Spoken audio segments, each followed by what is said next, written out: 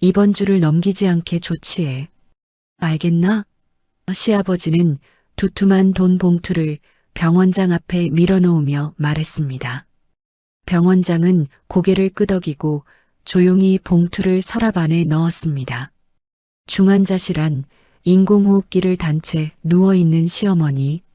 그 시어머니의 환자복 소매에 깊숙한 곳에서 딱딱하게 뭉쳐진 종이 한 장이 나왔습니다. 떨리는 손으로 펼쳐본 쪽지에는 이렇게 적혀 있었습니다. 나 좀 살려줘. 약. 며느리는 그 순간 깨달았습니다. 시어머니의 사고는 사고가 아니었다는 것을, 그리고 남편의 죽음도. 처방전에는 중환자에게 쓸 수 없는 약이 매일 들어가고 있었고, 시아버지는 눈물 한 방울 없이 보험금 서류만 챙기고 있었습니다.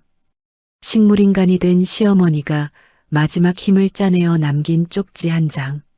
그 안에 담긴 충격적인 진실이 모든 것을 뒤집어 놓습니다.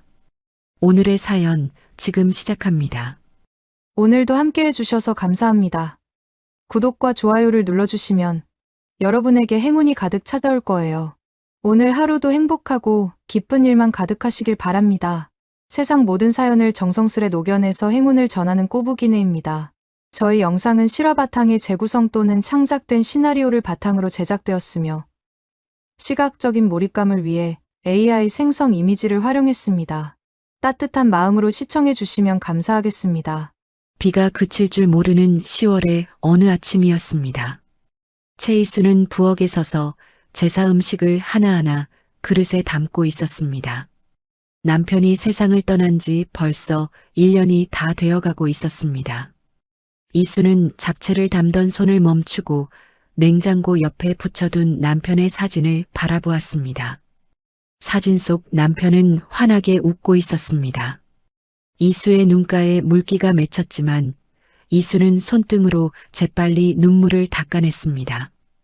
여보, 나 오늘 시댁에 가서 어머니랑 같이 제사 준비할게.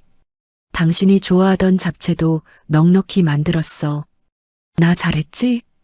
이수는 사진을 향해 나지기 말하고는 보온 가방에 음식을 차곡차곡 넣었습니다. 시댁으로 향하는 버스 안에서 이수는 창밖으로 후두두 떨어지는 빗줄기를 바라보았습니다. 남편이 살아있을 때는 이 길이 이렇게 멀지 않았습니다. 이수는 가방 끈을 두 손으로 꼭 쥐고 시댁이 있는 정류장에서 내렸습니다. 시댁 대문 앞에 도착한 이수는 걸음을 멈췄습니다. 현관문 도어락이 부서져 있었습니다. 번호를 누르는 버튼 부분이 통째로 뜯겨나가 있었고 문틈 사이로 찬 바람이 새어 나오고 있었습니다. 이수는 보온 가방을 내려놓고 조심스럽게 문을 밀었습니다. 어머니, 저 왔어요. 어머니? 대답이 없었습니다. 이수는 신발을 벗지도 않고 거실로 들어섰습니다. 거실 바닥에 하얀 알약들이 사방에 흩어져 있었습니다. 시어머니 권순례가 매일 아침 저녁으로 챙겨 먹던 혈압약이었습니다. 약통 뚜껑이 열린 채 소파 밑으로 굴러가 있었고 물컵은 깨져서 조각이 나 있었습니다. 이수는 심장이 쿵 내려앉는 것을 느끼며 안방으로 달려갔습니다. 안방은 누군가 미친 듯이 뒤진 흔적이었습니다. 서랍장이 통째로 빠져 바닥에 엎어져 있었고 옷가지들이 아무렇게나 흩어져 있었습니다. 장롱 문짝이 떨어져 나가 있었고 이불장 안에 이불까지 모두 끄집어내져 있었습니다. 어머니, 어머니, 세상에 이게 다 무슨 일이야. 어머니, 어디 계세요? 이수는 집 안 곳곳을 뒤졌지만 시어머니는 어디에도 없었습니다. 그때 이수의 낡은 핸드폰이 울렸습니다. 모르는 번호였습니다. 여보세요? 아이고, 최이수 씨 되십니까? 여기 중앙병원 응급실인데요. 권순례 할머니 보호자분 맞으시죠? 이수는 다리에 힘이 풀려 그 자리에 주저앉았습니다. 네, 제가 며느리예요. 우리 어머니가 왜 응급실에 계세요? 예, 무슨 일이냐고요? 할머니가 오늘 새벽에 발견되셨어요.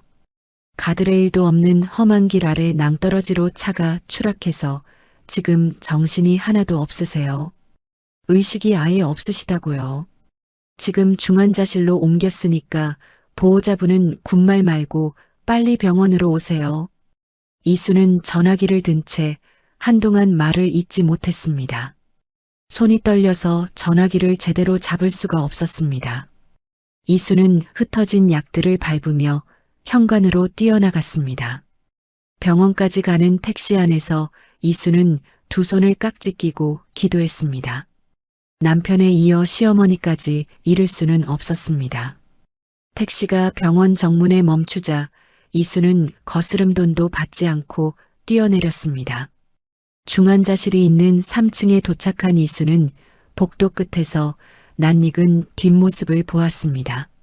시아버지 권무역이 양복을 빳빳하게 차려입고 서 있었습니다.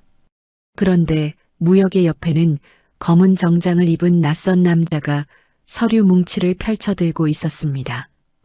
이수는 무역에게 다가가다가 두 사람의 대화를 듣고 발걸음을 멈췄습니다.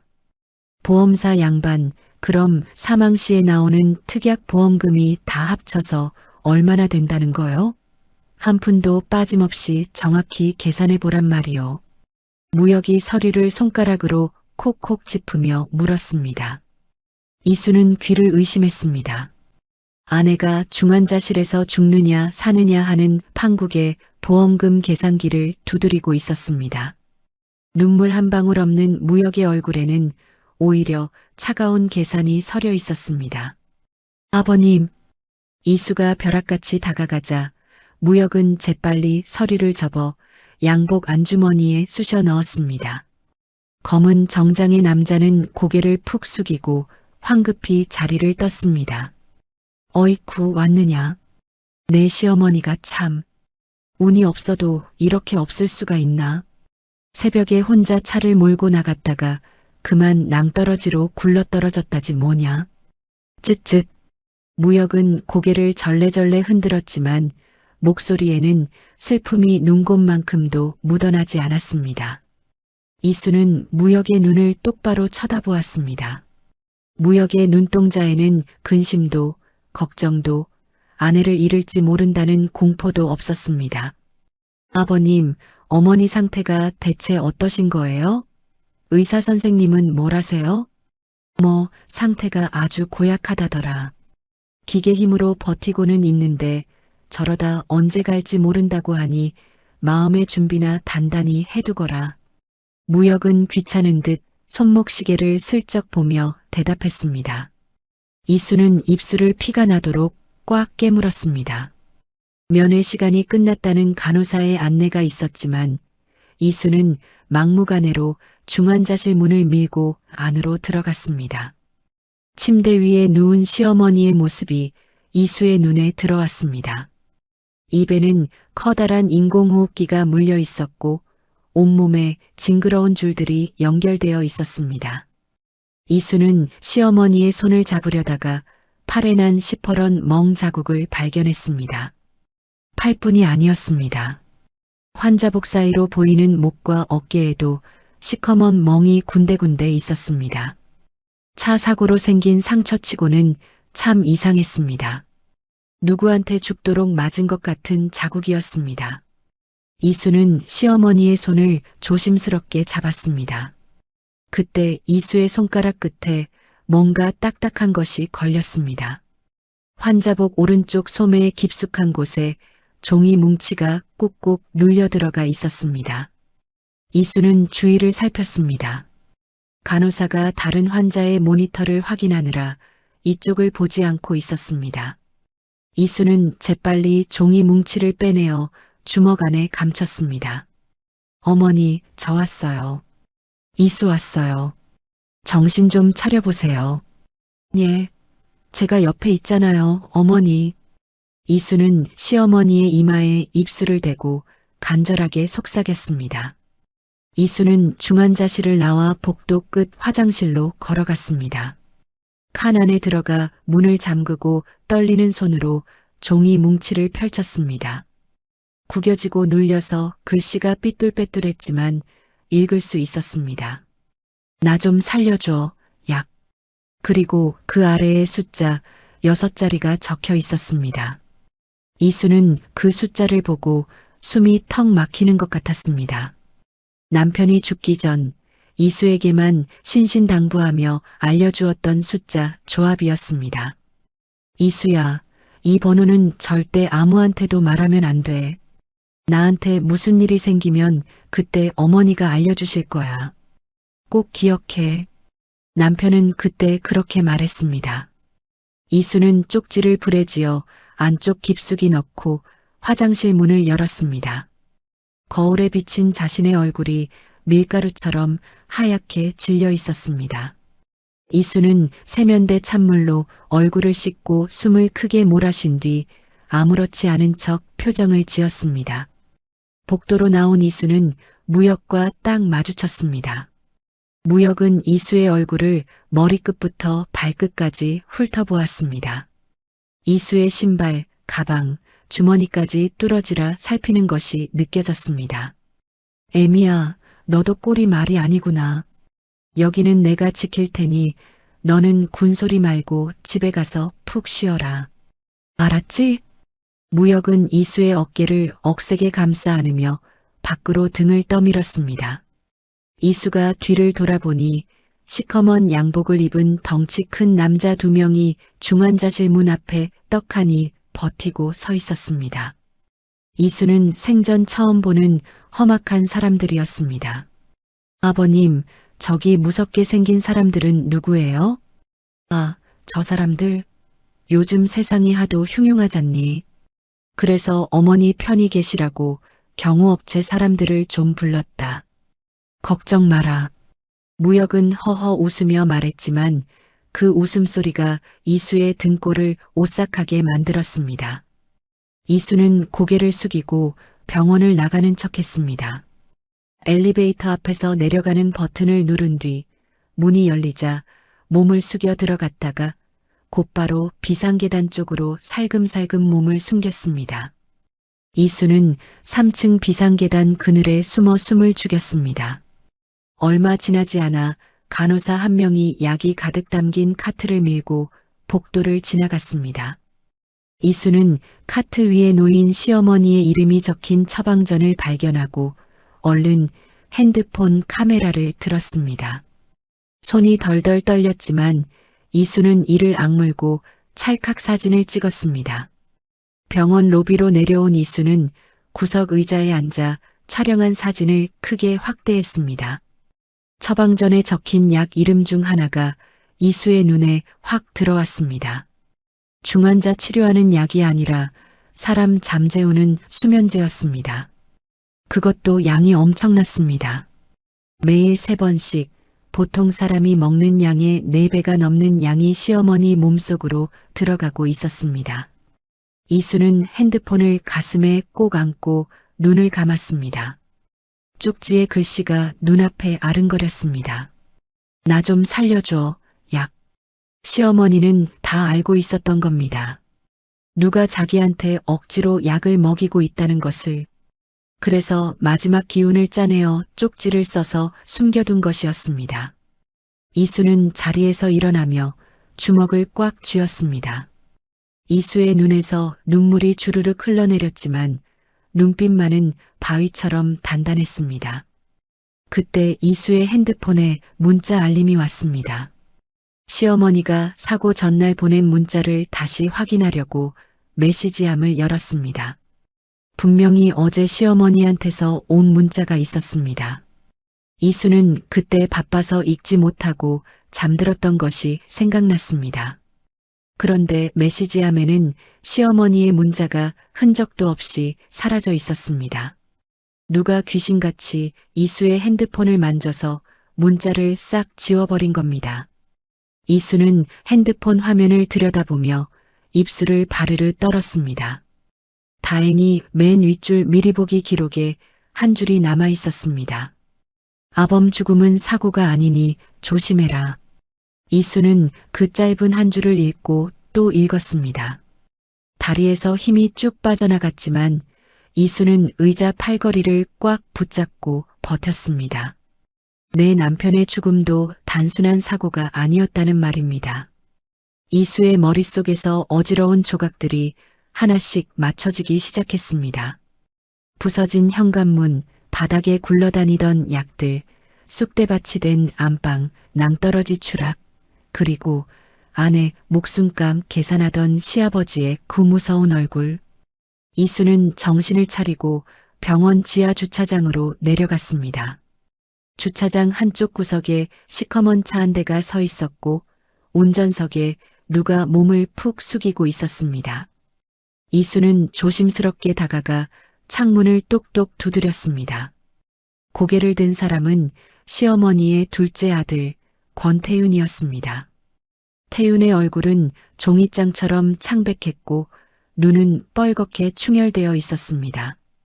이수가 조수석 쪽으로 돌아가자 바닥에 신문지로 뭉쳐놓은 무언가가 보였습니다. 태윤 도련님. 이수가 창문 너머로 부르자 태윤은 겁에 질린 표정으로 고개를 저었습니다.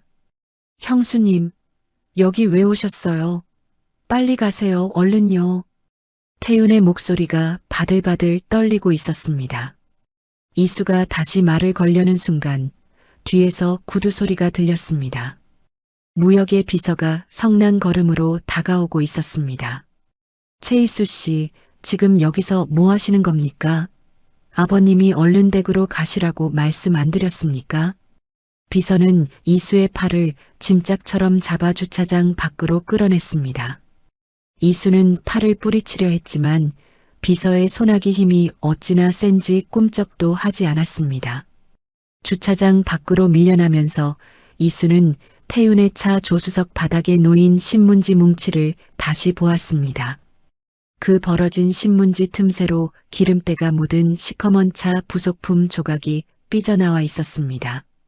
이수는 병원 정문 밖에 서서 쏟아지는 비를 멍하니 바라보았습니다. 우산도 없이 비를 맞으며 이수는 생각했습니다. 시어머니의 쪽지, 감쪽같이 사라진 문자, 수면제 처방전, 겁에 질린 태윤의 얼굴, 그리고 시아버지의 그 얼음장 같은 눈빛. 이 모든 것이 하나의 시커먼 줄로 이어져 있었습니다. 이수는 비에 젖은 머리카락을 쓸어 넘기며 병원 건물을 올려다보았습니다. 3층 중환자실의 불빛이 흐릿하게 깜빡거렸습니다. 그 안에 시어머니가 누워 계십니다. 살려달라고 도와달라고 쪽지를 남기고 쓰러진 우리 어머니가. 이수는 주먹을 불끈 쥐었습니다.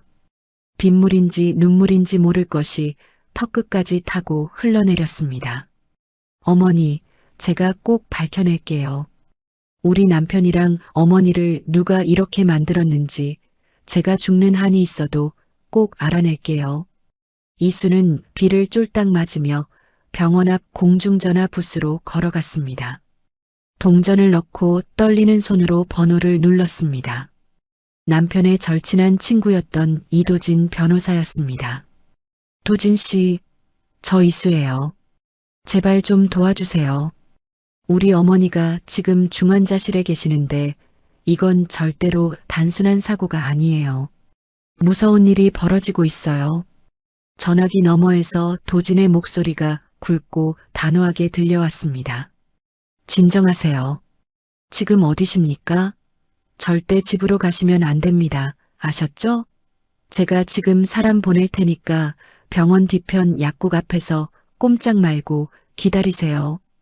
이수는 전화를 끊고 약국을 향해 서둘러 걸음을 옮겼습니다. 등 뒤에서 병원 정문이 벌컥 열리는 소리가 들렸습니다. 이수는 뒤를 돌아보지 않고 미친 듯이 걸었습니다. 누군가의 구두 소리가 점점 가까워지고 있었습니다. 이수는 약국 골목으로 쥐죽은 듯이 몸을 숨기며 뒤를 살폈습니다. 무역의 비서라는 놈이 병원 정문 앞에서 고개를 이리저리 돌리며 이수를 눈에 불을 켜고 찾고 있었습니다. 이수는 숨소리조차 들릴까봐 입을 틀어막고 벽에 등을 바닥에 붙은 껌처럼 바짝 붙였습니다. 비서놈이 투덜대며 반대편 골목으로 발걸음을 돌리자 이수는 그제야 휴우하고 가슴을 쓸어내렸습니다. 10분쯤 지났을까 시커먼 승용차 한 대가 약국 앞에 끼익 소리를 내며 멈춰 섰습니다. 운전석 창문이 스르르 내려가며 낯익은 얼굴이 나타났습니다. 바로 남편의 절친한 동생이자 변호사인 이도진이었습니다. 도진은 비를 쫄딱 맞은 이수의 처량한 모습에 깜짝 놀라 뒷좌석 문을 벌컥 열었습니다. 아이고, 형수님. 얼른 타세요. 어서요. 이수가 차에 허겁지겁 올라타자 도진은 곧바로 차를 출발시켰습니다.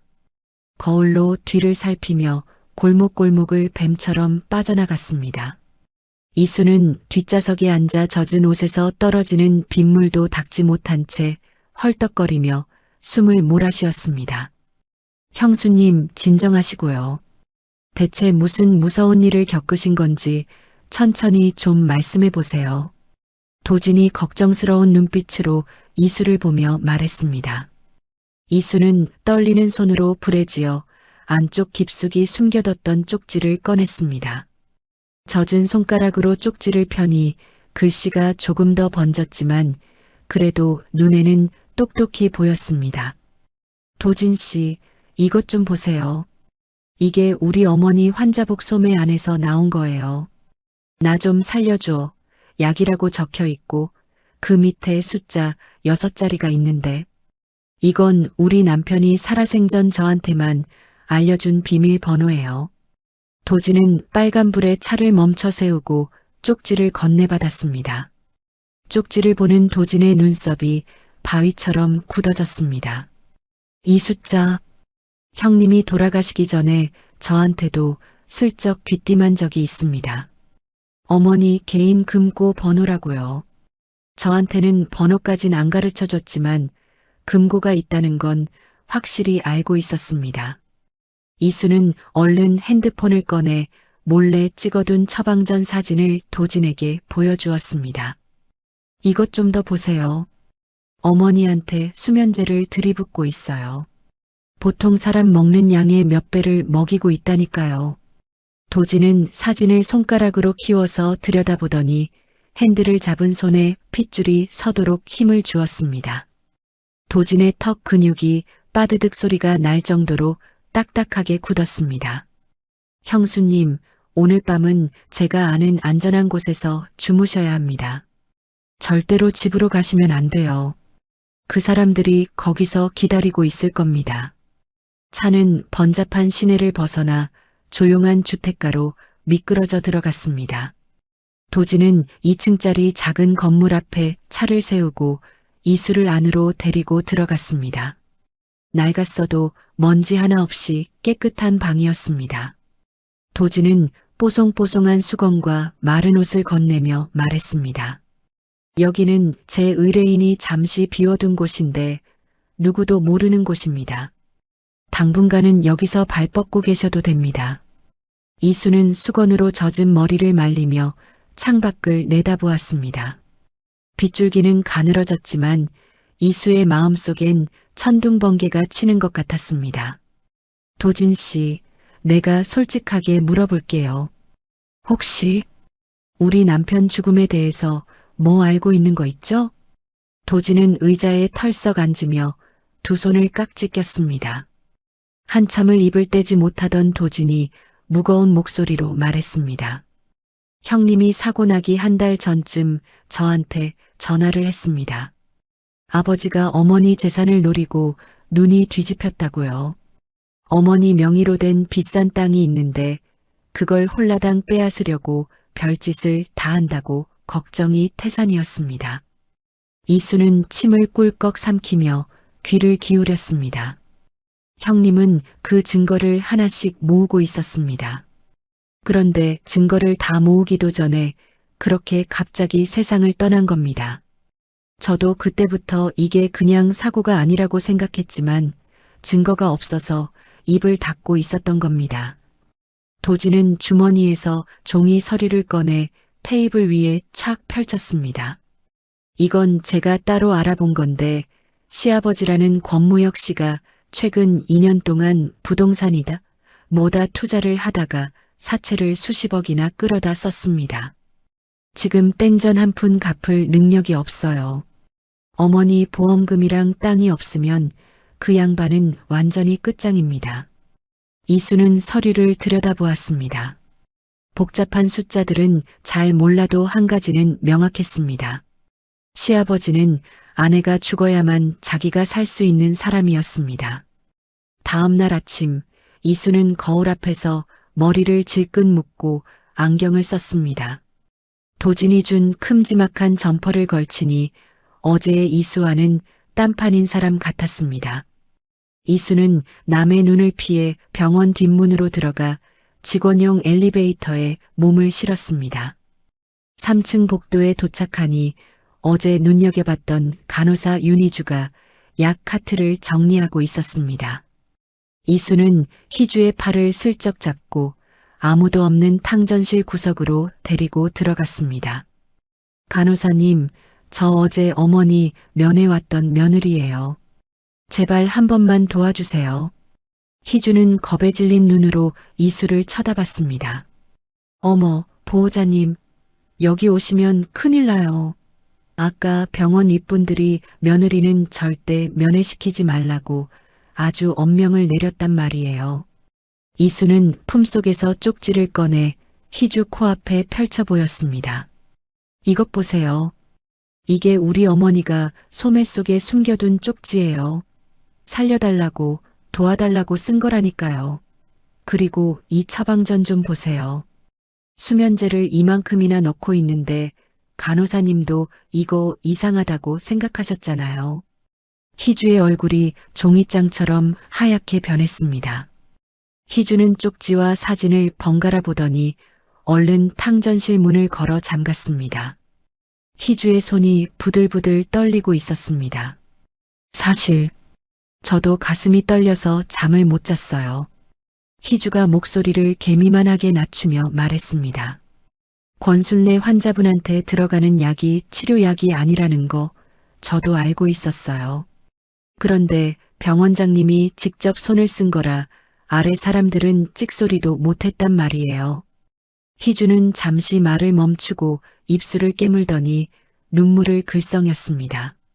제 동생도 이 병원에서 시키는 대로 약 먹다가 3년 전에 세상을 떠났어요. 그때 권무혁이라는 사람이 병원 이사였는데 그 사람이 억지로 밀어붙인 시험이었거든요. 우리 동생은 심장이 멈춰 죽었는데 병원에선 원래 몸이 약해서 그랬다고 싹 닥달하고 끝냈어요. 희주의 눈에 원통한 눈물이 차올랐습니다. 이수는 희주의 두 손을 꼭 잡았습니다. 간호사님, 저랑 같이 우리 어머니 좀 살려주세요. 제발이요. 희주는 이수의 손을 꽉 맞잡으며 고개를 끄덕였습니다. 제가 할 수 있는 걸 해볼게요. 환자분 수액 주머니를 제가 몰래 바꿔치기 하겠어요. 수면제 섞인 거 말고 그냥 깨끗한 식염수를 넣을게요.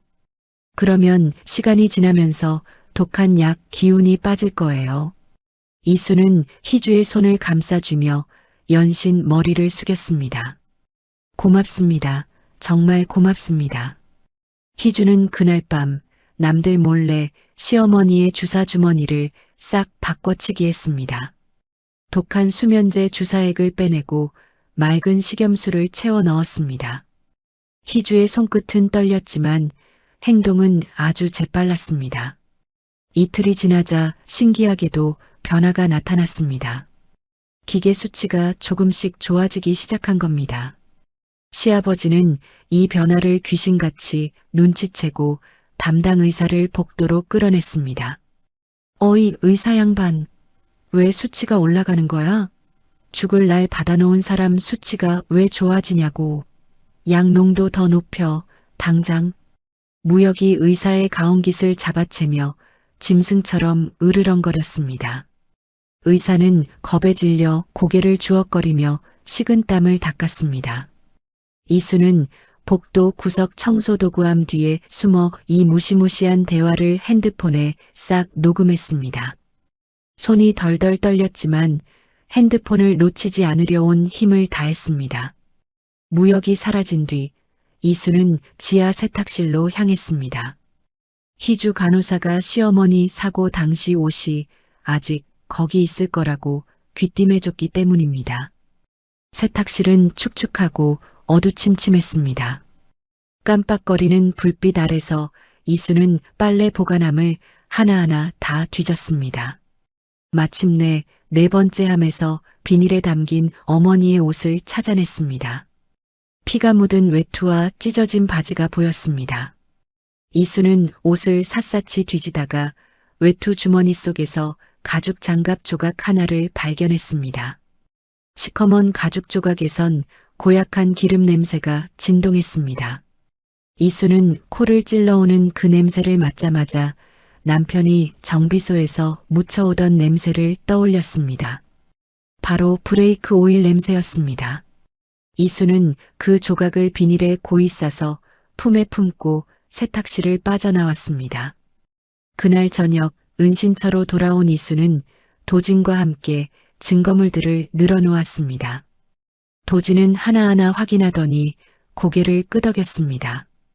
형수님, 이제 정황은 확실합니다. 하지만 저 여우 같은 영감을 잡으려면 진짜 물증이 더 있어야 해요. 차를 어떻게 망가뜨렸는지 보여줄 블랙박스나 부품이 필요합니다. 이수는 쪽지에 적힌 숫자를 손가락으로 짚었습니다. 도진 씨, 이 숫자가 금고 번호래요. 남편이 자기한테 무슨 일 생기면 어머니가 이 번호를 줄 거라고 했거든요. 금고 안에 분명히 무서운 증거가 들어있을 거예요. 도진이 고개를 끄덕이며 말했습니다. 금고가 어디 있는지가 문제인데 그건 어머니가 눈을 뜨셔야만 알 수 있겠네요. 이수는 창밖의 캄캄한 밤하늘을 보며 다짐했습니다. 어머니는 꼭 깨어나실 거예요. 제가 그렇게 만들 거예요. 그때 이수의 핸드폰이 요란하게 울렸습니다. 희주 간호사였습니다. 이수 씨, 큰일 났어요. 권무혁 씨가 병원에 연명 치료 중단 신청서를 냈대요. 이대로 두면 모레 오전이면 어머니 호흡기를 떼버린대요. 이수는 쏘스라치게 놀라 벌떡 일어났습니다. 의자가 뒤로 엎어지며 쾅 소리를 냈습니다. 그게 무슨 말도 안 되는 소리예요. 우리 어머니 수치가 좋아지고 있다면서요. 시아버지가 보호자 대표니까 법적으로 신청하면 막을 길이 없대요. 병원에서도 절차대로 한다고 하고요. 이수는 도진을 바라보았습니다. 도진은 이미 노트북을 켜고 자판을 두드리고 있었습니다. 당장 가처분 신청을 넣어야 합니다. 시간이 없어요. 내일 아침 법원 문 열자마자 달려가야 합니다. 이수는 전화기를 내려놓고 두 손으로 얼굴을 파묻었습니다. 손가락 사이로 뜨거운 눈물이 펑펑 쏟아졌습니다. 남편도 억울하게 보냈는데 우리 어머니까지 그렇게 보낼 순 없어요. 절대로요. 이수는 눈물을 훔치고 도진을 똑바로 쳐다봤습니다. 도진 씨, 나 뭐든지 다 할게요. 우리 어머니만 살릴 수 있다면 내 목숨이라도 내놓을 수 있어요. 제발 도와주세요. 도진은 자판을 치던 손을 멈추고 이수를 진심 어린 눈으로 바라봤습니다. 형수님, 형님도 하늘에서 믿고 있을 겁니다. 형수님이라면 우리 어머니 꼭 지켜낼 거라고요. 밤이 깊어가는 은신처에서 두 사람은 새벽까지 머리를 맞댔습니다. 새벽 3시가 넘어서야 겨우 눈을 붙인 이수는 잠결에도 시어머니의 손가락을 떠올렸습니다. 이수의 손등을 톡톡, 톡톡 규칙적으로 치던 그 가녀린 손가락. 어머니는 분명히 살아계신 겁니다. 살아남으려고 애를 쓰고 계신 겁니다. 어머니, 조금만 더 힘내세요. 제가 곧 데리러 갈게요. 새벽바람이 유리창을 덜컹덜컹 흔들었습니다. 이수는 그 소리를 자장가 삼아 다시는 뺏기지 않겠다는 다짐을 품고 겨우 잠이 들었습니다.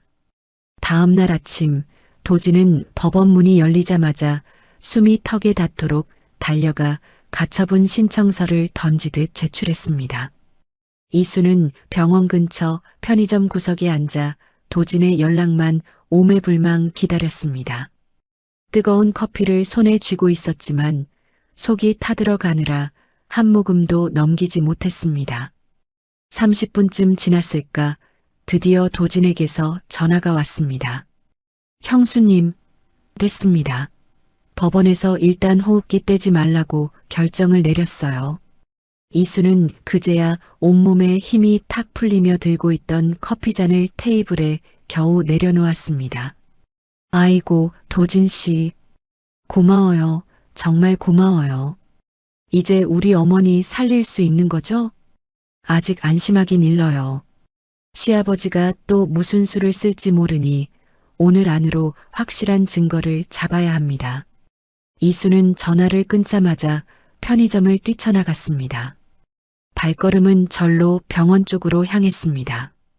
내 눈으로 어머니 무사하신 걸 봐야 마음이 놓일 것 같았습니다. 이수는 남들 눈을 피해 병원 뒷문으로 들어가 비상계단을 타고 3층까지 단숨에 올라갔습니다. 복도 끝에서 고개를 빼꼼히 내밀고 중환자실 앞을 살피니 그 험악하게 생긴 경호원 놈들이 여전히 문 앞을 지키고 있었습니다. 이수는 발길을 돌려 간호사실로 향했습니다. 마침 희주 간호사가 차트를 정리하다 이수를 보고 얼른 탕전실로 데려갔습니다. 이수 씨, 기적이 일어났어요. 어젯밤에 할머니 손가락이 움직였다니까요.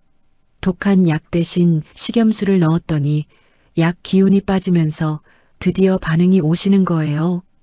이수는 두 손을 모아 가슴에 대고 어머니 하고 움츠렸습니다. 입술이 파르르 떨리고 눈물이 왈칵 쏟아졌습니다. 그럼 우리 어머니 이제 눈 뜨시는 거예요? 저 알아보시는 거예요?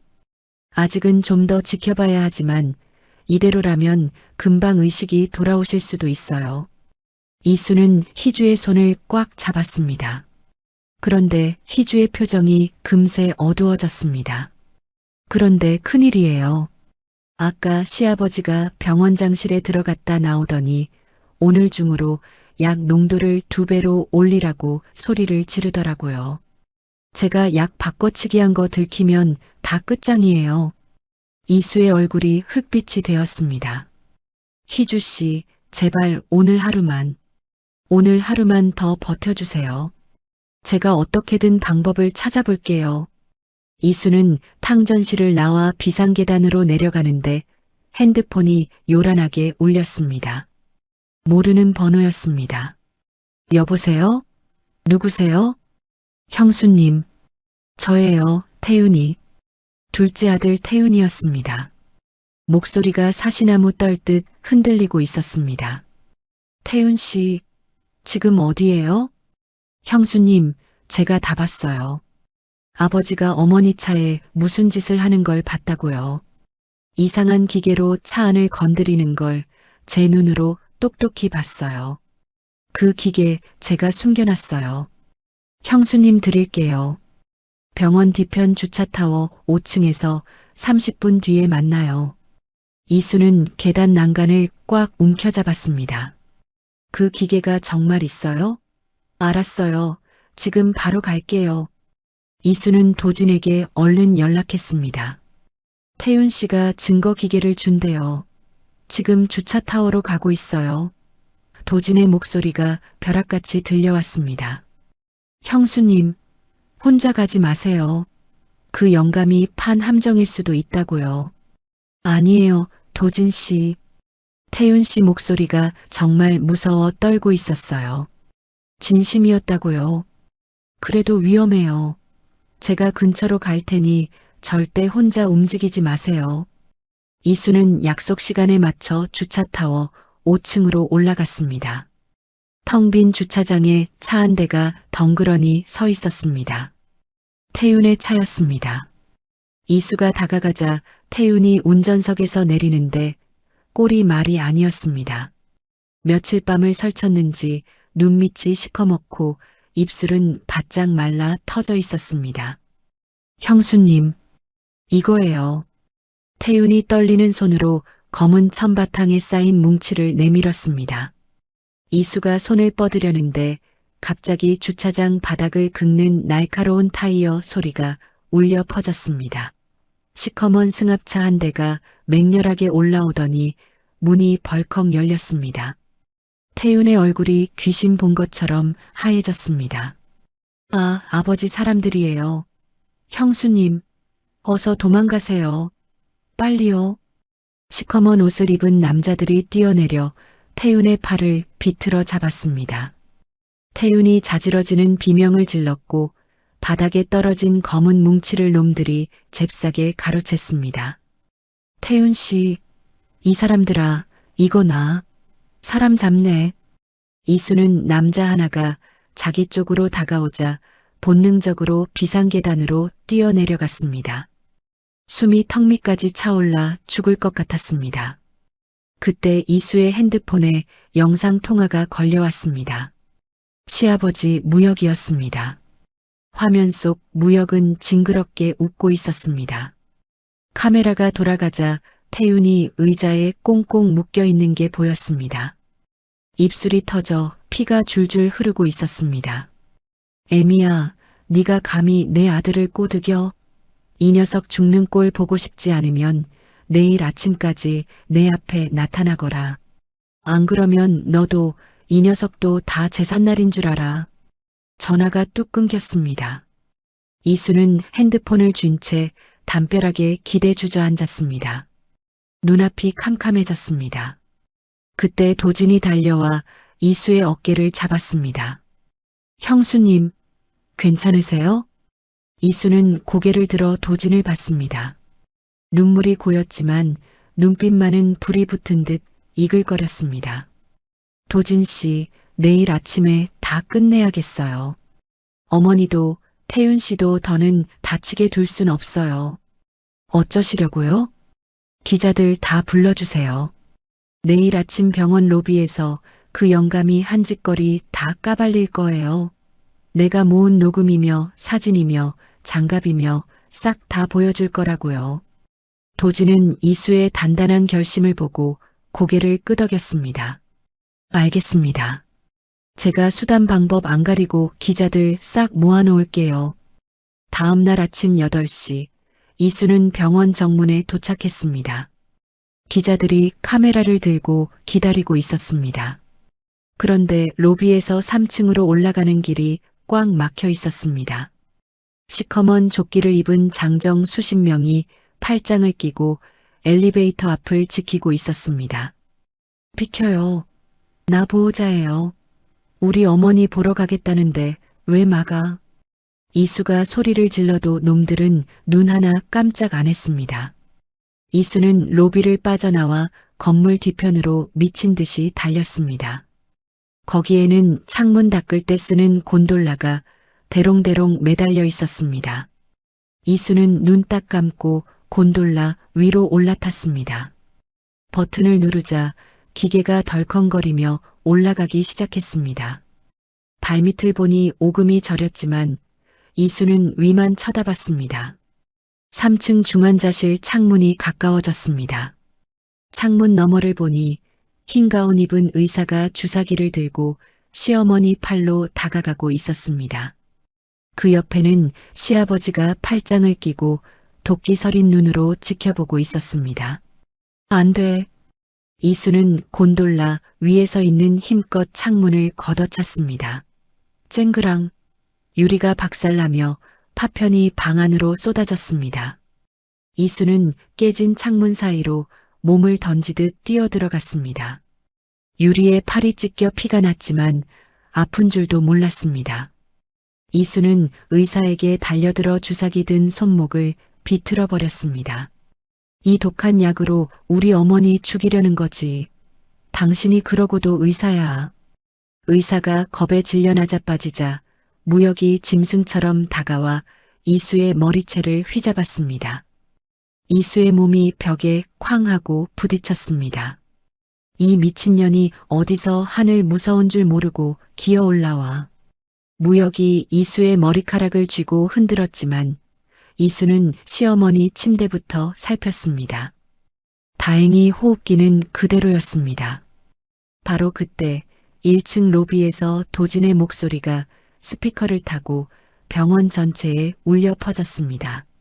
여러분, 보십시오.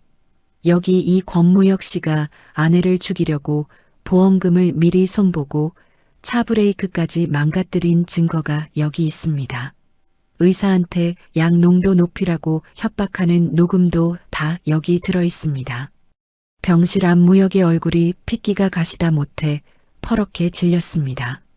무역은 이수의 목을 조르며 악기처럼 소리쳤습니다. 내 남편 놈도 내 앞길 막다가 그렇게 비참하게 갔다. 그놈이 살려달라고 빌 때 내가 얼마나 속이 시원했는지 알아? 너도 오늘 그놈 곁으로 보내주마. 이수는 숨이 꺼져가는 와중에도 품속의 녹음기 버튼을 꾹 눌렀습니다. 그럼 우리 남편, 아버님이 죽인 게 맞네요. 무역은 눈이 뒤집혀 이를 드러내며 웃었습니다. 그래, 내가 죽였다.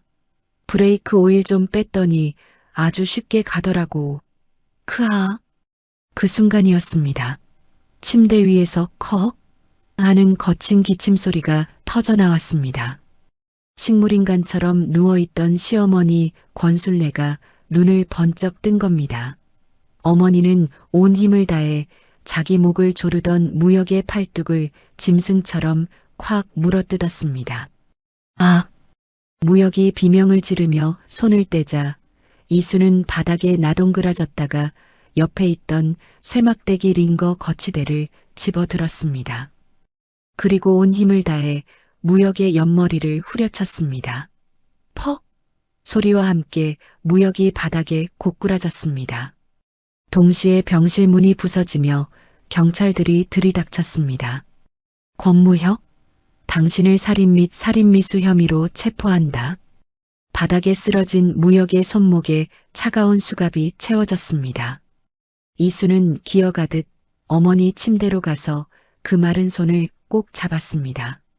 어머니의 눈에서 뜨거운 눈물이 뺨을 타고 흘러내렸습니다. 아. 어머니가 갈라진 목소리로 이수의 이름을 불렀습니다. 이수는 어머니의 손을 자기 볼에 비비며 아이처럼 엉엉 울었습니다. 어머니, 이제 괜찮아요. 저 여기 있어요. 우리가 이겼어요, 어머니. 무역의 손목에 차가운 수갑이 채워져 질질 끌려나가는 꼴을 보니 이제야 다 끝났나 싶었습니다. 그런데 복도 끝에서 웬 양복쟁이 새놈이 앞을 딱 가로막는 게 아니겠어요? 무역이 돈으로 산 변호사 놈들이었습니다. 뺀질거리는 낯짝으로 서류 뭉치를 흔들며 경찰한테 소리를 빽 지릅니다. 어허, 이보쇼. 우리 의뢰인은 지금 제정신이 아니오. 여기 심신미약 진단서 보이지? 당장 큰 병원으로 옮겨서 치료부터 받아야 하니까 손 떼쇼. 경찰이 당황해서 서류를 훑어보는 사이 무역은 기다렸다는 듯 호송차에 실렸습니다. 그런데 그 차 안에는 이미 무역의 수하놈들 2명이 입을 꾹 다물고 타고 있었지요. 호송차가 병원 정문을 빠져나가자마자 미친 듯이 속력을 내더니 으슥한 골목으로 쏙 들어가 자취를 감춰버렸습니다. 무역이 감쪽같이 탈주를 한 겁니다. 이수는 복도에서 그 소식을 듣자마자 다리에 힘이 풀려 주저앉을 뻔했습니다. 벽을 짚고 간신히 버티는데 도진이 이마에 땀을 송골송골 흘리며 달려왔습니다. 형수님, 큰일 났습니다. 그 영감이 호송차 GPS까지 끄고 미리 짜놓은 대로 도망쳤어요. 경찰이 뒤를 쫓고는 있는데 영 쉽지가 않습니다. 이수는 떨리는 마음을 다잡고 시어머니 병실로 들어갔습니다. 어머니는 눈을 뜬 채 천장을 멍하니 보고 계셨습니다. 이수가 마른 손을 꼭 잡자 어머니가 이수의 손등을 꾹 누르며 신호를 보냈습니다. 어머니, 무역이가 도망쳤대요. 하지만 걱정 마세요. 제가 어머니 곁을 지킬게요. 절대로 다시는 어머니 손 안 놓을게요. 그때였습니다.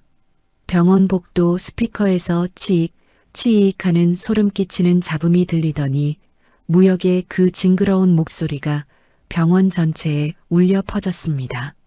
그 영감이 병원 전산망을 해킹해버린 겁니다. 이수야, 내 목소리 들리지? 넌 오늘 이 병원에서 살아서 나가지 못한다. 내 앞길을 막은 대가를 톡톡히 치러주마. 말이 끝나기 무지가 무섭게 병동 끝에서 시커먼 연기가 뭉게뭉게 피어올랐습니다. 무역의 부하들이 병원에 불을 지른 겁니다. 애고대고 불이야. 사람 살려. 환자들과 간호사들이 비명을 지르며 뛰쳐나왔지만 출입문이 전자식으로 꽉 잠겨버려 도간에 든 쥐 신세가 됐습니다. 이수는 정신을 바짝 차렸습니다. 얼른 어머니의 인공호흡기를 떼고 휴대용 산소통을 연결했습니다. 희주 간호사도 달려와 이수를 도왔습니다. 이수 씨, 이쪽이에요. 비상계단으로 가야 해요. 이수는 가녀린 몸으로 어머니를 등에 업었습니다. 어머니 몸이 솜털처럼 가벼워 이수의 마음이 더 찢어지는 것 같았습니다. 연기가 가득 차 앞이 안 보이는데도 이수는 이를 악물고 달렸습니다. 한 손으로는 어머니 다리를 꽉 잡고 한 손으로는 젖은 수건으로 코를 막았습니다. 겨우 비상계단 문 앞까지 갔는데 거기 웬 검은 마스크를 쓴 놈이 커다란 도끼를 들고 서 있는 게 아니겠어요? 그놈이 도끼를 번쩍 치켜드는데 이수는 옆에 걸린 소화기를 확 채서 그놈 얼굴에 쏴버렸습니다. 이 나쁜 놈아, 저리 비켜. 하얀 가루 때문에 그놈이 캑캑거리며 비틀거리는 사이 이수는 옆에 있는 세탁물 투입구를 발견했습니다. 빨래들을 아래층으로 휙휙 던지는 통로였지요. 이수는 어머니를 조심스럽게 그 안으로 밀어 넣었습니다. 어머니, 조금만 참으세요.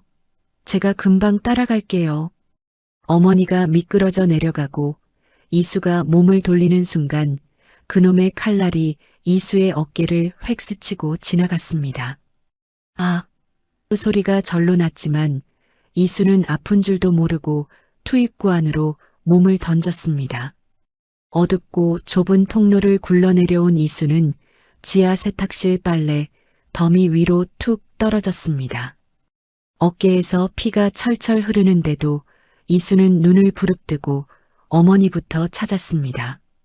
다행히 어머니는 수건 더미 위에 누워 이수를 보고 계셨습니다. 어머니, 무사하셨군요. 괜찮으세요? 어머니를 일으키려는데 저 구석에서 벅벅하는 구두 소리가 들렸습니다. 형광등 불빛 아래 권무역이 권총을 든 채 서 있었습니다. 결국 여기까지 기어 내려왔구나. 명줄이 참 즐기기도 하지. 무역은 징그럽게 걸어와 총구를 시어머니 머리에 딱 겨누었습니다. 내놔. 블랙박스 원본 어디 있어? 그거 내놓으면 고통 없이 보내주마. 이수는 피가 흐르는 어깨를 감싸쥐고 어머니 앞을 막아섰습니다. 아버님, 제발 정신 차리세요. 밖에 경찰이 쫙 깔렸어요. 여기서 총 쏘면 아버님도 끝이라고요. 경찰? 내가 가스관 터뜨린다고 협박하니까 쥐새끼들처럼 얼씬도 못하던데? 크하. 이수는 점퍼 주머니를 뒤져 가짜 메모리 카드를 꺼냈습니다. 그리고 무역의 옆으로 휙 던졌습니다. 여기 있어요. 이게 당신이 찾는 그거라고요.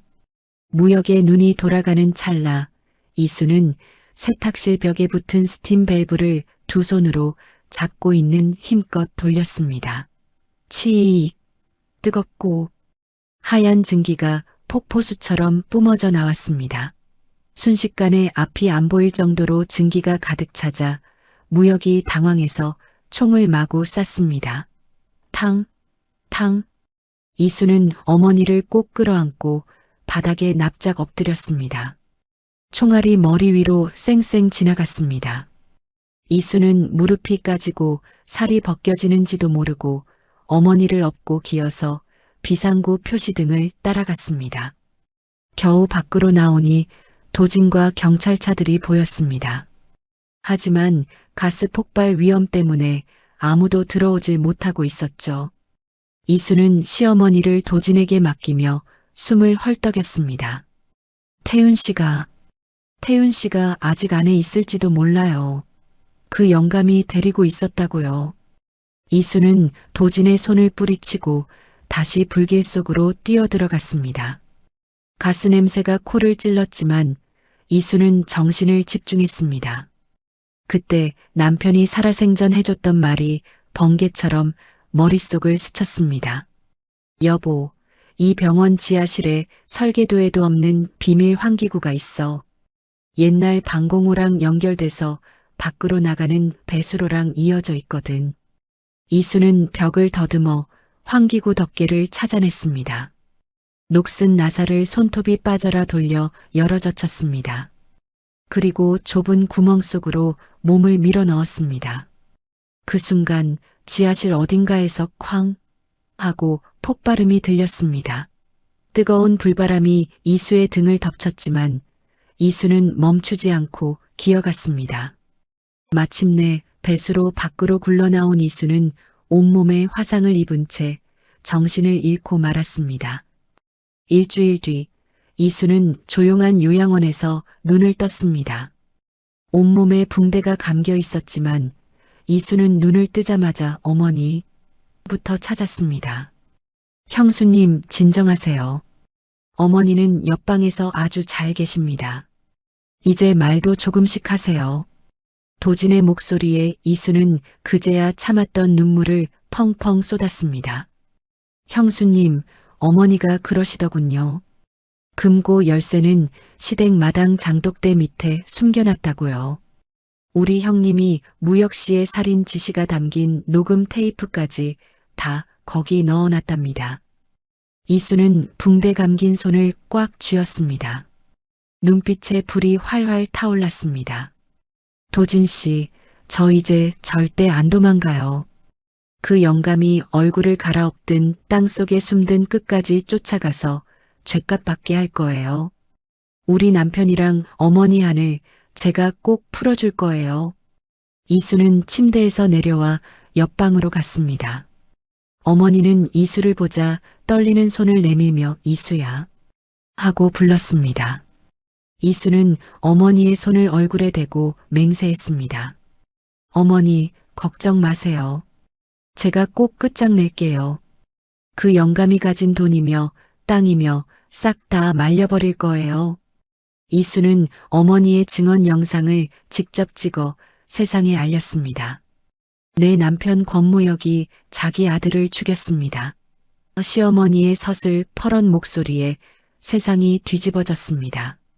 무역의 돈줄이 하나둘 끊기고 그를 돕던 놈들도 겁이 나 도망치기 시작했습니다. 이수는 창밖을 보며 남편에게 약속했습니다. 여보, 이제 거의 다 왔어. 내가 그 금고 열어젖히고 당신 억울한 거 다 풀어줄게. 조금만 더 기다려줘. 희주 간호사가 요양원으로 이수를 찾아온 것은 우리 어머니가 벽을 짚고 겨우 걸음마를 떼기 시작한 지 딱 열흘째 되는 날이었습니다. 희주는 얼굴이 반쪽이 된 채로 커다란 서류 봉투를 가슴에 꼭 안고 있었지요. 이수를 보자마자 희주의 눈에 눈물이 그렁그렁 고였습니다. 이수 씨, 이거 보세요. 제가 병원에서 몰래 빼내온 비리 장부예요. 이수는 얼른 희주를 데리고 사람 눈이 닿지 않는 요양원 뒤편 정원 벤치로 갔습니다. 희주가 봉투를 열자 깨물어서라도 다 밝혀야 할 시커먼 숫자들이 종이 위로 쏟아져 나왔습니다. 이것 보세요. 무혁 씨가 할머니 사고를 내려고 미리 매수한 의사놈들 이름이 여기 쫙 적혀 있어요. 병원장부터 담당 의사까지 전부 6명이나 돼요. 놈들이 받아먹은 돈이 얼마인지도 여기 다 적혀 있다니까요. 이수는 떨리는 손으로 장부를 한 장 한 장 넘겼습니다. 그러다 이수의 손끝이 한 이름 위에서 딱 멈췄습니다. 남편이 억울하게 사고를 당했을 때 응급실에서 고개를 젓던 그 의사 이름이었습니다. 아니, 이 사람도요?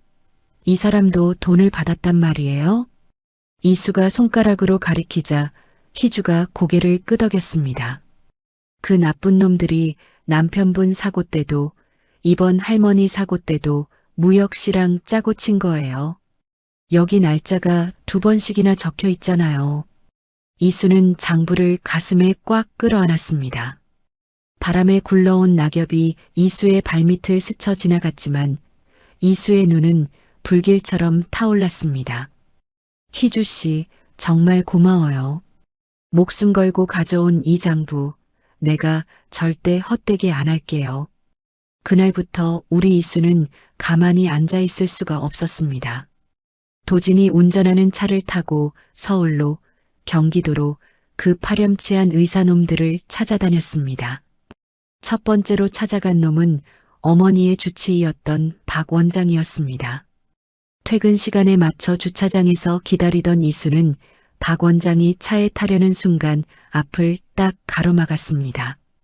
박 원장님, 저 권순례 환자 며느리 최이수입니다. 기억하시죠? 원장놈은 귀신이라도 본 듯 얼굴이 종이장처럼 하얘졌습니다. 차 키를 든 손이 달달 떨리는 게 눈에 보일 정도였지요. 나는 모르는 일이야. 저리 비켜. 모르긴 뭘 몰라요. 여기 원장님 이름 옆에 찍힌 이 시커먼 돈 액수, 이게 다 뭔데요? 이걸 경찰에 넘기면 원장님은 이제 살인 공범이에요. 평생 감옥에서 썩고 싶으세요? 이수가 장부를 코앞에 들이밀자 박 원장은 무릎이 꺾이듯 주차장 바닥에 털썩 주저앉았습니다. 입에선 애고고 소리가 절로 나왔지요. 나는 시키는 대로 한 것뿐이야. 무혁 씨가 병원 문 닫게 하겠다고 협박해서 어쩔 수 없었단 말이야. 그럼 자수하세요. 지금 당장 경찰서 가서 다 불란 말이에요. 그게 원장님이 살 수 있는 마지막 길이니까. 이런 식으로 우리 이수는 열흘 동안 그 나쁜 의사 6놈을 깡그리 찾아갔습니다. 어떤 놈은 빌고 어떤 놈은 끝까지 버티다가 장부를 보고는 오줌을 지릴 듯이 무너졌지요. 결국 5놈은 자수를 했고 한 놈은 도망가다 공항에서 덜미가 잡혔습니다. 한편 그 무서운 영감 무역은 얼굴까지 갈아엎고 남의 이름을 써가며 이수를 죽이려 들었습니다. 요양원 앞에 수상한 차들이 나타날 때마다 도진은 경호원들을 시켜 겹겹이 성벽을 쌓았지요. 하지만 이수는 이제 도망치지 않기로 했습니다. 도진 씨, 그 영감이 어머니 땅을 유령회사로 넘기려 한다면서요? 그렇습니다. 하지만 그 계약은 어머니가 살아계시니 이제 다 꽝입니다. 사망 진단서가 없으면 아무짝에도 쓸모없는 종이거든요. 이수는 단호하게 고개를 끄덕였습니다. 그럼 그 유령회사 계좌부터 꽁꽁 묶어버리세요. 그 영감이 10원 한 장 못 빼가게. 도진이 법원에 신청서를 넣자 무역의 모든 돈줄이 꽁꽁 얼어붙었습니다. 돈을 못 받게 된 사채업자들이 내 돈 내놔 하며 무역을 향해 칼날을 돌리기 시작했지요. 게다가 남편의 사망보험금이 무역의 내연녀 계좌로 흘러들어간 것까지 우리 이수가 찾아냈습니다. 이수는 부산 해운대의 비싼 아파트까지 찾아가 내연녀의 집배를 눌렀습니다. 짙게 화장을 한 여자가 문을 열자 이수는 거침없이 말했습니다. 나 최이수예요. 권무영 며느리. 당신 계좌에 들어온 그 돈, 내 남편 목숨값인 거 알지? 남편 죽여서 받은 피 묻은 돈으로 호강하니까 좋아. 여자의 얼굴에서 핏기가 싹 가셨습니다. 이수가 장부를 들이밀며 무섭게 윽박질렀지요. 당신도 공범으로 감옥 가고 싶어? 살고 싶으면 그 영감 지금 어디 있는지 당장 말해. 여자는 사시나무 떨듯 떨다가 겨우 입을 열었습니다. 오, 오늘 밤이에요. 인천항에서 배 타고 도망간대요. 밤 11시에 3번 부두에서요. 이수는 그 소리를 듣자마자 도진에게 연락했습니다. 수사팀에 알리라는 도진의 말에도 이수는 내 눈으로 끝장을 봐야겠어요 하며 고집을 피웠지요. 요양원으로 돌아온 이수는 어머니의 손을 꼭 잡았습니다. 어머니는 걱정이 가득했지만 이수의 단단한 눈빛을 보고는 고개를 끄덕였습니다. 조심해라. 꼭 살아서 돌아와야 한다. 내 딸아. 이수는 밤길을 달려 남편의 묘소로 향했습니다. 묘비 앞에 앉아 목에 걸린 남편의 반지를 만지며 나직이 속삭였습니다. 여보, 이제 다 왔어. 오늘 밤이면 그 괴물 같은 인간 내 손으로 끝장낼게. 당신 억울한 거 내가 다 풀어줄게. 이수는 차가운 밤바람을 맞으며 인천항으로 발걸음을 옮겼습니다. 눈빛은 그 어느 때보다 날카롭게 빛나고 있었습니다. 밤 11시 인천항 3번 부두의 시커먼 창고 안은 쥐 죽은 듯 조용했습니다. 이수는 머리를 싹둑 자르고 안경을 쓴 채 헐렁한 작업복을 입고 남의 눈을 피해 창고 안으로 스며들었습니다. 천장의 형광등이 깜빡거릴 때마다 컨테이너 그림자가 괴물처럼 일렁였지요. 이수는 차가운 새벽 뒤에 몸을 숨기고 숨을 죽였습니다. 드디어 밤 11시 20분 검은 코트를 걸친 무역이 나타났습니다. 양손에 돈가방을 꽉 쥐고 성형수술로 얼굴까지 갈아엎었지만 그 구부정한 걸음걸이는 속일 수가 없었죠. 무역의 뒤에는 시커먼 킬러놈들 넷이 그림자처럼 따라붙었습니다. 이수는 더는 참지 못하고 컨테이너 뒤에서 튀어나와 무역의 앞길을 막아섰습니다. 아버님, 이제 끝이에요. 더는 도망갈 데 없어요. 무역은 이수를 보고 뱀처럼 눈을 가늘게 떴습니다.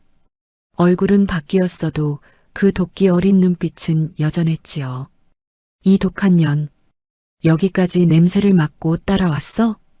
무역이 코트 안으로 손을 쑥 집어넣는 순간 창고 양쪽 컨테이너 문이 벌컥 열리며 경찰 특공대원들이 총을 겨누고 쏟아져 나왔습니다. 도진도 이수 뒤에서 늠름하게 모습을 드러냈지요. 당황한 무역이 주머니에서 폭발물 리모컨을 꺼내 버튼을 마구 눌러댔지만 아무 일도 일어나지 않았습니다. 도진이 이미 전파를 싹 차단해버렸거든요. 권무혁, 당신의 그 더러운 세상은 이제 끝났어. 무역의 손목에 차가운 수갑이 채워졌습니다.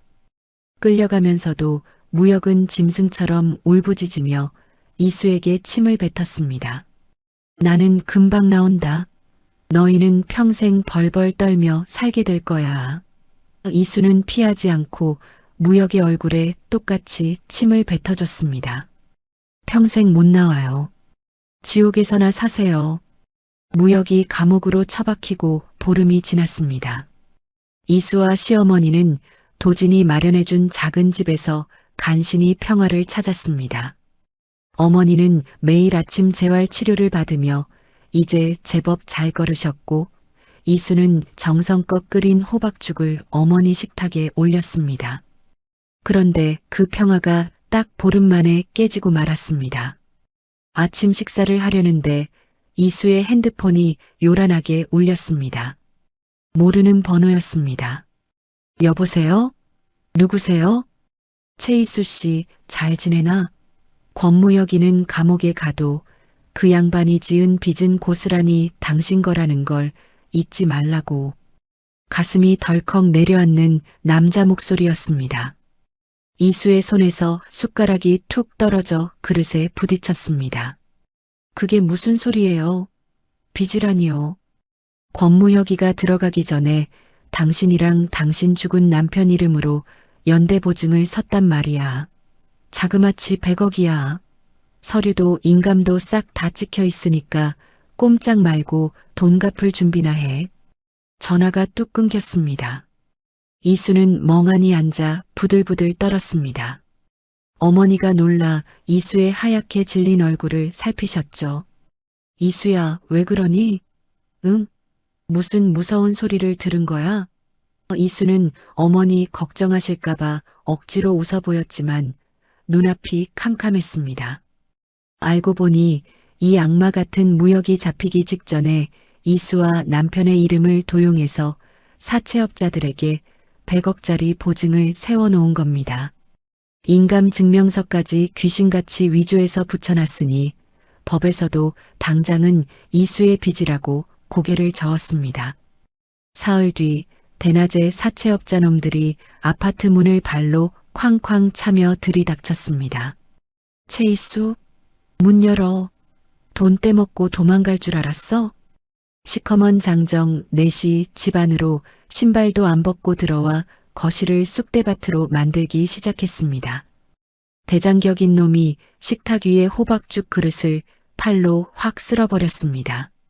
쨍그랑 그릇이 깨지고 노란 죽이 바닥에 칠해졌습니다. 어머니가 가슴을 부여잡고 비틀거리셨습니다. 이 나쁜 사람들아, 여기가 어디라고 이 난리야. 할머니는 가만히 계셔. 며느리가 100억을 갚아야 우리가 나갈 거니까. 사채업자들은 텔레비전을 때려 부수고 책장을 뒤엎으며 행패를 부렸습니다. 그날 이후로 놈들은 매일같이 찾아와 현관에 빨간 페인트를 뿌리고 밤새도록 욕설 전화를 걸어댔습니다.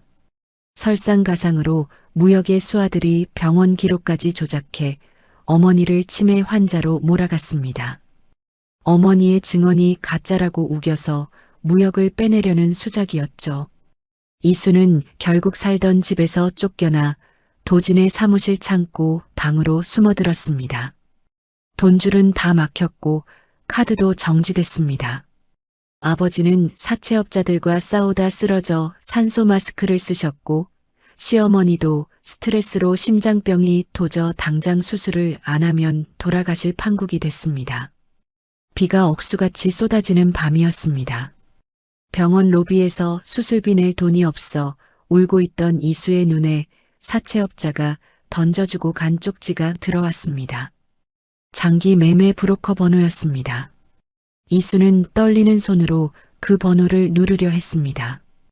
어머니만 살릴 수 있다면 내 몸뚱이라도 팔아야지 하는 심정이었습니다. 그때 도진이 나타나 이수의 핸드폰을 뺏어들었습니다. 형수님, 제발 이러지 마세요. 제가 어떻게든 방법을 찾을게요, 제발. 이수는 도진의 품에 안겨 짐승처럼 울었습니다. 그런데 그날 밤 병원 복도에서 사채업자들에게 다시 끌려가고 말았습니다. 놈들은 이수에게 장기 기증 서약서를 내밀며 강제로 도장을 찍으라고 협박했습니다. 안 찍으면 이 동네방네 내 망신 다 시킬 줄 알아. 이수가 뒷걸음질 치는데 저 멀리 휠체어를 탄 어머니가 산소 마스크를 쓰고 이 광경을 지켜보고 계셨습니다. 어머니가 충격에 휠체어에서 고꾸라지시자 이수는 비명을 질렀습니다. 어머니, 어머니. 사채업자들은 우는 이수의 손에 억지로 볼펜을 쥐어줬습니다. 빨리 사인해. 이수는 눈물 때문에 앞이 안 보이는 와중에도 서류를 뚫어지라 쳐다봤습니다. 그런데 그 순간 이수의 눈에 번쩍하고 불꽃이 튀었습니다. 서류에 적힌 남편의 영어 이름이 틀려 있었던 겁니다. 우리 남편은 이름 가운데를 항상 대문자로 썼는데 이 가짜 서류에는 소문자로 적혀 있었습니다. 이거 위조예요. 우리 남편은 이름을 이렇게 안 써요. 이수가 소리쳤지만 놈들은 이수를 짐짝처럼 들쳐업고 빗속에 세워둔 승합차에 던져 넣었습니다. 차는 외딴 폐건물로 달렸습니다. 시커먼 방 안에는 차가운 수술대가 놓여 있었고 마스크를 쓴 놈들이 메스를 들고 기다리고 있었습니다. 이수는 마지막 힘을 다해 놈의 팔뚝을 꽉 깨물고 창문으로 도망치려 했지만 이내 발목이 잡혀 차가운 바닥에 내동댕이 쳐졌습니다.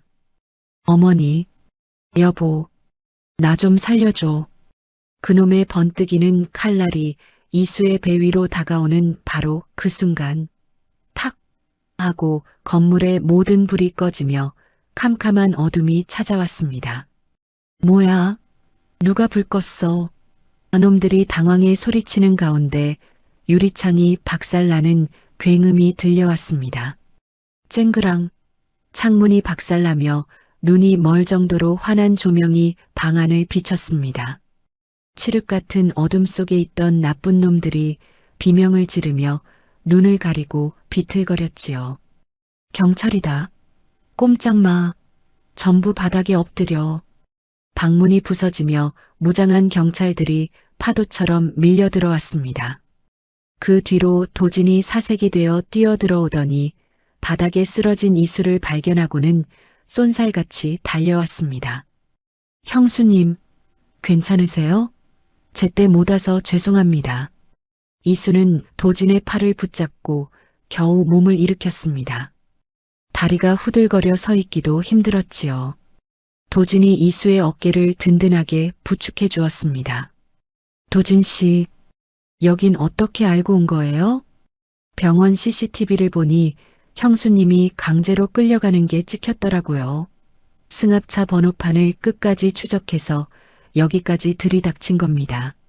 수술대 위에서 이수의 몸에 칼을 대려던 가짜 의사와 사채업자 놈들이 줄줄이 포승줄에 묶여 바닥에 처박혔습니다.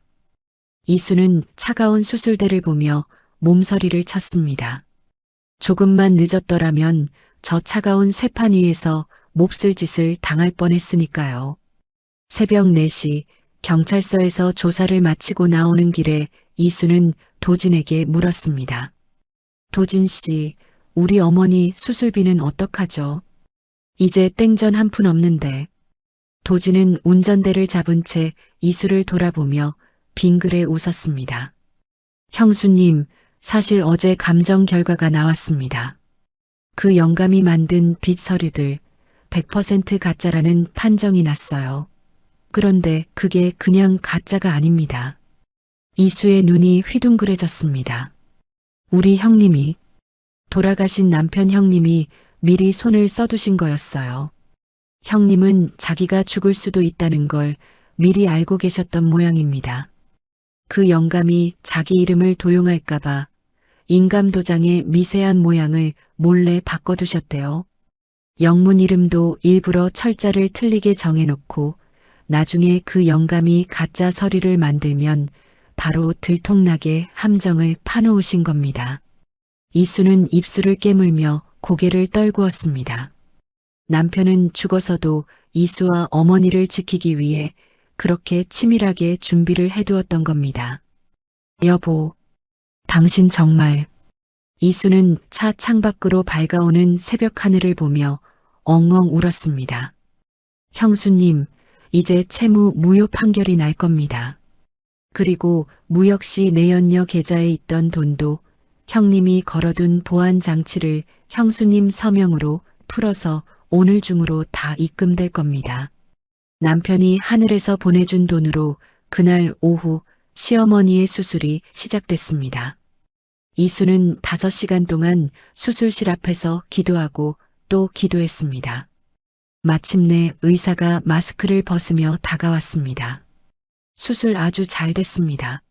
이제 고비 넘기셨어요. 이수는 그 자리에 주저앉아 대성통곡을 했습니다. 사흘 뒤 어머니가 드디어 눈을 떠 이수야 하고 부르셨습니다. 이수는 어머니의 마른 손을 잡고 볼을 비비며 웃었습니다. 무역의 보석 신청은 얄짤없이 기각됐고 그를 돕던 변호사 놈들도 쇠고랑을 찼습니다. 이수는 도진과 함께 옛날 시댁 마당 장독대 밑을 팠습니다. 거기서 나온 쇠상자 안에는 남편이 숨겨둔 결정적인 증거들이 들어있었지요. 사고 직전 브레이크가 안 듣는 블랙박스 영상과 무역이 살인을 지시하는 목소리가 담긴 테이프가 세상 밖으로 나왔습니다. 브레이크 줄만 끊어. 그럼 내리막에서 알아서 갈 거야. 그 징그러운 목소리가 법정에 울려 퍼지자 방청석에선 세상에 저런 악기가 다 있나? 하며 고함이 터져 나왔습니다. 이수는 증인석에 당당히 서서 피고인석의 무역을 매섭게 노려봤습니다. 나쁜 사람은 결국 자기가 만든 거짓말에 걸려 넘어지는 법입니다.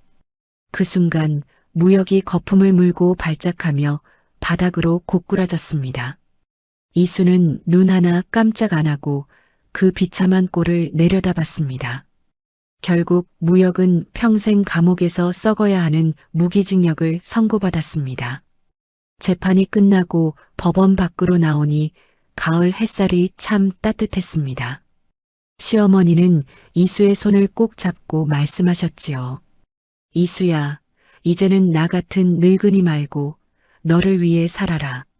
응? 이수는 무역이 빼앗아갔던 재산을 다 되찾고 무역이 몰래 숨겨둔 땅 보상금으로 시어머니를 위한 재활병원을 세웠습니다. 그 병원에 희주 간호사도 수간호사로 모셔왔지요. 쓰러지셨던 이수 아버지도 건강하게 퇴원하셔서 이수를 꼭 안아주셨습니다. 장하다, 내 딸. 우리 딸이 최고다. 어느 날 남편의 묘소 앞에서 도진이 조심스럽게 편지 한 통을 건넸습니다. 형수님, 형님이 저한테 이수를 부탁한다고 하셨습니다. 앞으로는 제가 형수님의 든든한 방패가 되고 싶습니다. 저와 결혼해 주시겠습니까? 이수는 남편의 묘비를 바라봤습니다. 바람이 불어 국화꽃이 향긋하게 퍼졌습니다. 이수는 목에 걸고 있던 남편의 반지를 벗어 묘비 앞에 조용히 내려놨습니다. 여보, 나 이제 정말 행복해질게. 고마워, 당신. 이수는 도진의 따뜻한 손을 맞잡았습니다.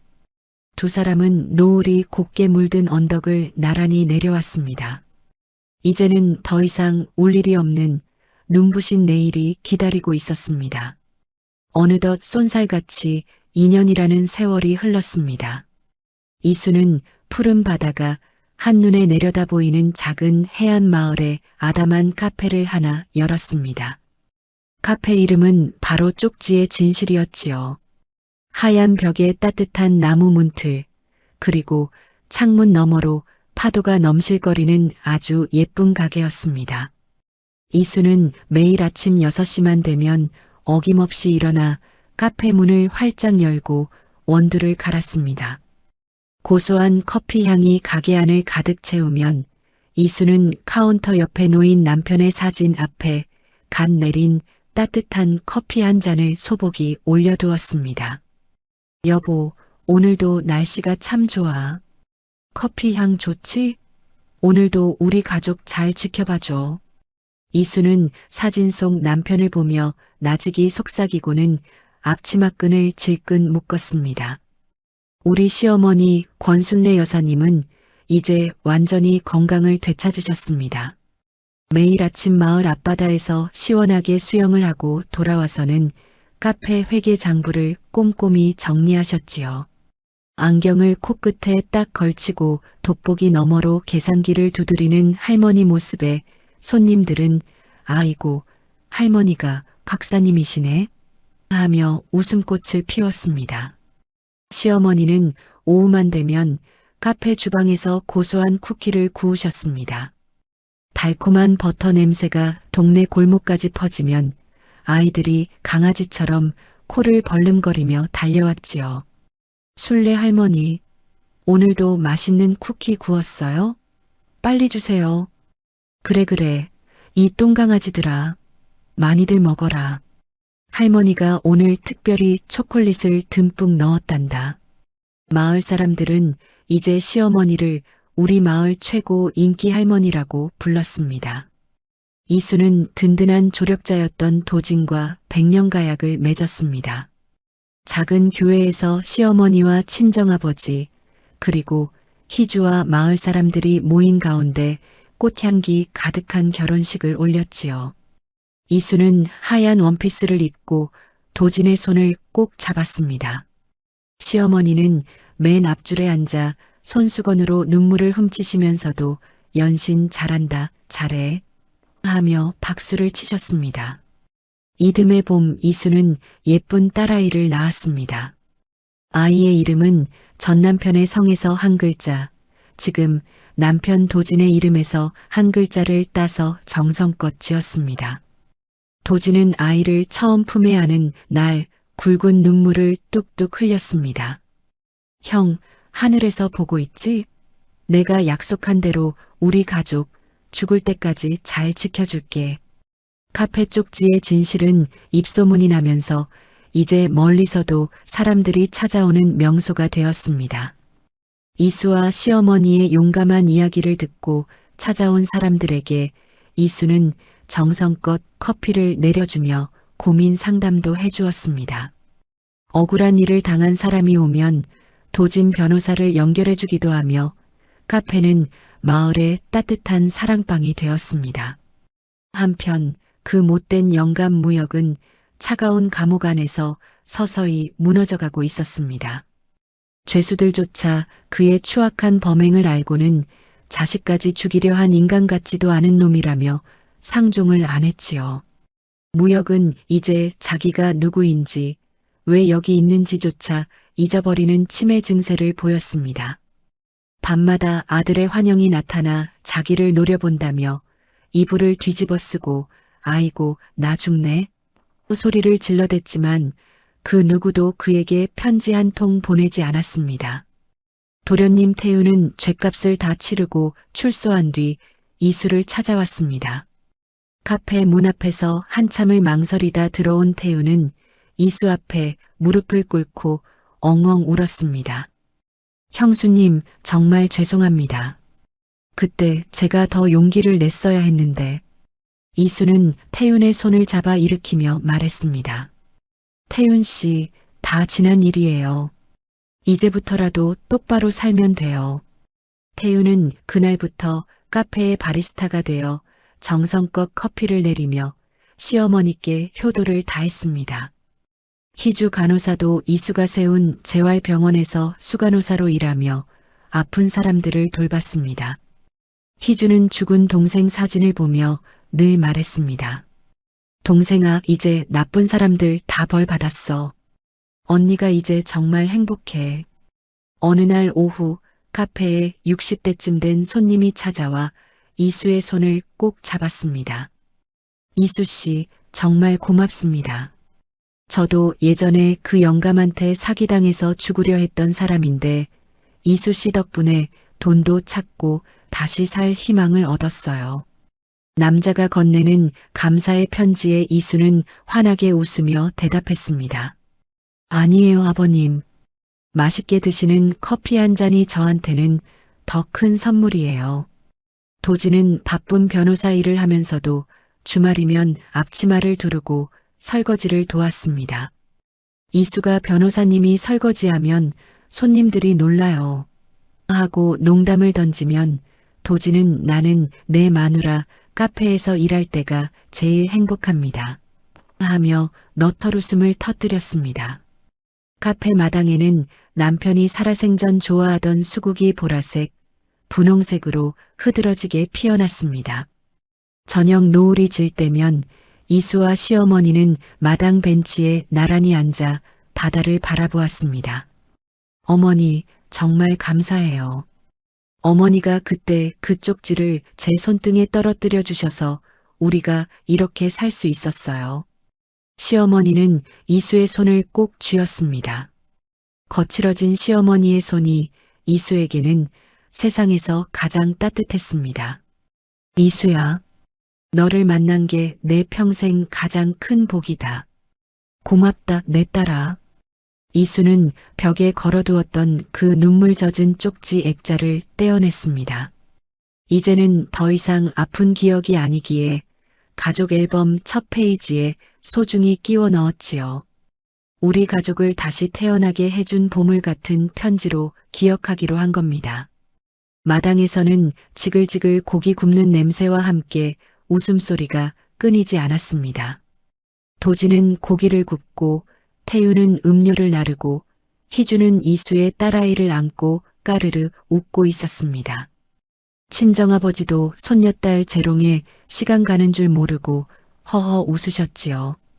밤하늘에 유난히 밝은 별 하나가 우리 가족을 내려다보는 듯 빛나고 있었습니다.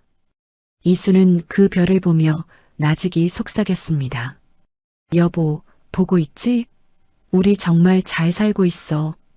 당신 걱정하지 마. 이수는 품에 안긴 딸아이를 보며 생각했습니다. 세상은 때로 무섭고 험하지만 가족이 함께라면 그 어떤 파도도 이겨낼 수 있다는 것을요. 나 좀 살려줘라고 울부짖던 그 쪽지는 이제 함께라서 행복해라는 축복이 되어온 집안을 환하게 비추고 있었습니다. 두 여자의 고통스럽던 싸움은 끝이 났고 그 자리에 세상에서 가장 단단하고 아름다운 꽃이 피어났습니다. 식물인간이 된 시어머니의 손에서 나온 쪽지 한 장. 그 작은 종이 한 장이 모든 것을 바꿔놓았습니다. 세상에는 아무리 깊이 숨겨도 결국 드러나는 것이 있습니다. 바로 진실입니다. 거짓말은 처음에는 그럴듯해 보여도 시간이 지나면 반드시 금이 갑니다. 무역처럼 아무리 치밀하게 꾸며도 자기가 만든 거짓에 결국 자기가 걸리게 되어 있습니다. 반대로 세상에는 아무리 막으려 해도 절대 꺾이지 않는 것도 있습니다. 사람을 지키려는 마음입니다. 시어머니는 온몸이 마비된 상태에서도 쪽지를 남겼고 이수는 목숨이 위태로운 순간에도 시어머니의 손을 놓지 않았습니다. 그 마음이 결국 악을 이기고 가족을 지켜냈습니다. 진정한 가족은 피로만 이어지는 것이 아닙니다. 서로를 끝까지 믿고 지켜주는 사람이 진짜 가족입니다. 이수와 시어머니가 그것을 보여주었습니다. 이야기를 끝까지 들어주신 분이 계시다면 잘 들었다고 댓글 하나만 남겨주세요. 감사합니다.